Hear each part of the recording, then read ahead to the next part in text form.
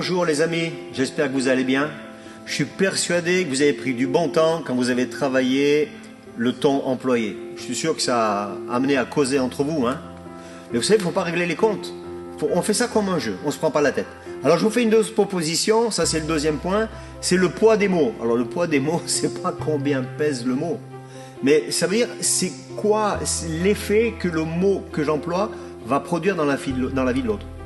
Et il est bon de retrouver l'exacte signification du mot. Vous savez, on a une génération de jeunes, par exemple, qui se cassent facilement, qui se disent ah, t'es grosse, t'es gros, t'es mec, t'es un fil de fer. Mais fil de fer, ça veut dire fil de fer, et grosse, ça veut dire grosse. Et certains peuvent dire ça en blaguant. Mais en attendant, le poids du mot, quand on dit à une jeune fille t'es grosse, ça peut laisser des séquelles à vie, n'est-ce pas? Et moi, je me souviens d'un enfant qui était venu me voir parce qu'il n'allait pas très bien et il ne voulait pas me dire ce qu'il vivait. Et puis le papa est venu me voir dans la semaine qui suivait. Il m'a dit, tu sais, mon fils, je ne communique plus avec lui, c'est difficile. Oh, il était tout petit, il avait 7 ans. Et puis j'étais amené à voir vous savez, je suis pasteur à Agen, à l'église Novation. Donc j'ai vu cet enfant-là, 6 ans ou 7 ans, à la fin d'un culte, puis je m'assois à côté de lui, je dis, comment tu vas? Il me dit, ça va pas. Je dis, ça va pas bien, qu'est-ce qui se passe? Il me dit, non, ça va pas. Et là, il se met à pleurer. Alors je le prends contre moi, comme ça, j'aime bien les enfants. Je dis, mais qu'est-ce qui s'est passé? Il me dit, papa, il a dit que si je continuais à faire les bêtises, parce que j'ai fait des bêtises, il me dévisse la tête. Et toute la nuit, je rêve qu'il me dévisse la tête.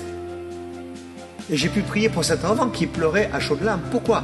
Parce que lui, le mot qui était employé, c'est dévisser la tête. Le poids du mot, l'effet du mot, c'est qu'il rêvait qu'on lui dévissait la tête. Alors je lui ai expliqué, quand son papa lui avait dit ça, c'était pas méchamment, c'était parce que voilà, il voulait qu'il change d'attitude. Et après, quand le papa est venu me voir, il m'a dit, alors t'as vu mon fils? J'ai dit, bien sûr que j'ai vu ton fils, mais c'est toi qui as commis la faute. Et le papa, quand il a réalisé le poids du mot, n'est-ce pas, qui avait été employé, il est allé voir le fils, ils ont demandé pardon, c'était extraordinaire. Et bien entendu, le poids des mots, quand on a un enfant qui ne réussit pas à l'école, si on lui dit, mais tu es un incapable, si tu dis qu'il est un incapable, ben, ne t'étonne pas qu'il soit incapable, parce que tu viens de prophétiser sur lui, n'est-ce pas? Donc je crois qu'on doit faire attention aux mots que l'on peut employer. Et donc on va passer ces 2-3 jours, n'est-ce pas, à faire attention aux mots qu'on emploie. Et je vous encourage, pour ceux qui sont en couple avec les enfants, de vous reprendre, de vous encourager dans la joie et la bonne humeur. Ouais, tu m'as dit ce mot-là, voilà ce que ça veut dire.